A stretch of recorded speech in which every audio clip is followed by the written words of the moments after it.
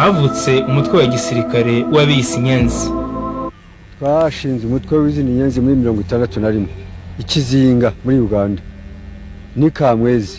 Hanyuma tuza gushaka izina twakwitwa, bamwe bati Ingangurarugo, abandi bati Inkotanyi, bose kwa Rwabugiri.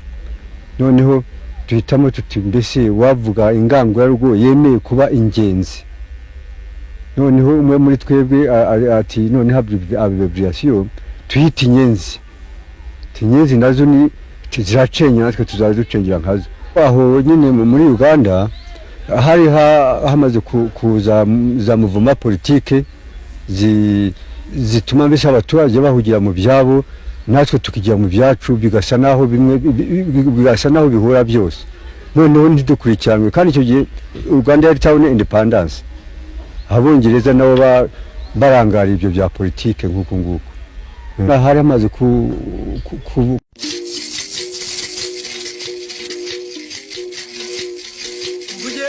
La fête est terminée. Il n'y aura pas eu de 30 juin congolais ni au Rwanda ni au Burundi. La plus petite république d'Afrique et le royaume le plus exigu du monde sont entrés dans l'indépendance sans histoire. Pourtant, les Rwandais et les Barundis ont pris le chemin le plus difficile qui soit, le chemin de la liberté. Cela, le chanteur aveugle de Gitarama au Rwanda, qui chantait bien fait de l'indépendance et les mérites du président Kayibanda, ne le sait pas.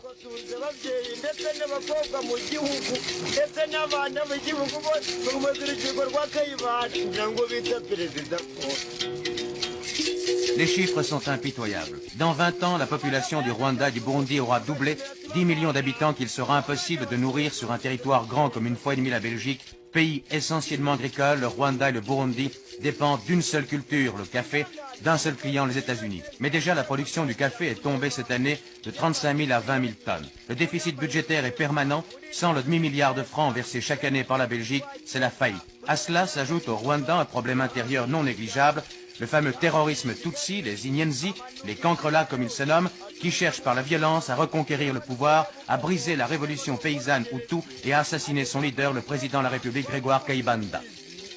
Que faut-il penser, selon vous, des Inyenzi, des terroristes Tutsis? Est-ce que cela représente une force suffisante ou bien est-ce qu'une réaction désespérée de certains exilés Tutsis? C'est plutôt une réaction de quelques aventuriers qui se servent d'une certaine jeunesse plutôt de bandits. C'est donc plutôt un problème de réduire le banditisme. Et d'ailleurs, depuis que vous-même vous avez circulé dans le pays, je ne sais pas si vous avez pu rencontrer ces terroristes Nyenzi. Le fait que vous trouvez dans une région comme celle-ci vous montre que le problème n'est pas spécialement important. Mais le lendemain même de cette interview, les terroristes Tutsis venus du Congo, de Goma, pénétraient en masse dans le nord du Rwanda, à Rwengeri, où les villageois armés allaient les décimer un à un après une chasse à l'homme impitoyable et cruelle. La garde nationale rwandaise, cette jeune armée formée il y a 1 an et demi, encadrée par quelques Européens, allait recevoir son baptême du feu. C'était la plus sérieuse attaque Inyenzi depuis cette révolution Hutu qui avait chassé de leur pays 100 000 Tutsis, réfugiés au Congo, en Ouganda, au Tanganyika et même au Burundi. Ils étaient près d'une centaine, jeunes, décidés à marcher sur Kigali, la capitale, et à assassiner le président Kayibanda. L'attaque allait échouer.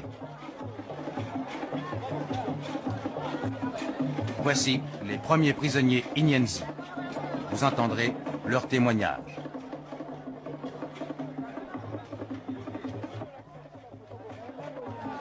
Est-ce qu'il y a un plan d'assassinat des personnalités du gouvernement? Mbese ubu ngubu mutekereza kugira ngo mwice abantu bose abantu babakuru, mbese ushobora kugira ngo mushobora kugica mwana bitekereje? Kuri je ntabwo nshobora kugira ngo mbice, ako abakuru ne bo babishaka hari. Disait que on doit tuer tout le monde. Tous diront nous avons été enrôlés de force, mais ce tatouage sur le bras qui guérit le nom du moine exilé est un aveu. Pour la première fois, des documents et un butin de guerre important ont été saisis. Appareils photographiques soviétiques, divers ouvrages de propagande en provenance des pays de l'Est, et même un manuel d'astrologie dans lequel les Inyenzi auraient dû lire leur défaite.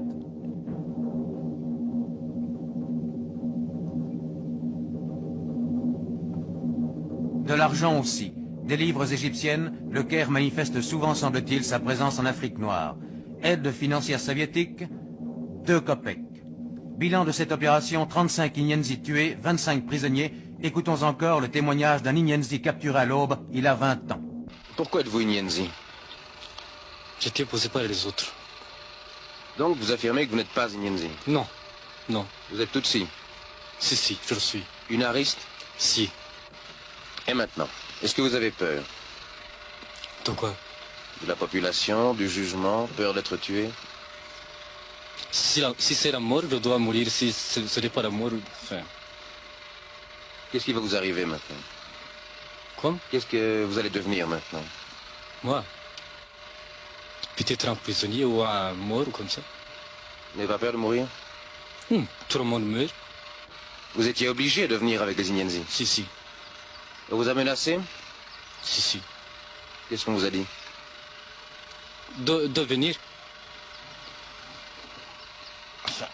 On m'a dit que je suis obligé de venir. Ils étaient arrêtés avec leurs 4 fusils. Et que voulait-il faire? Tuer la population? Tuer les gens de Kigali, je ne sais pas vous dire c'est terre ou terre. Il voulait tuer des gens? Si, Des Européens aussi? aussi.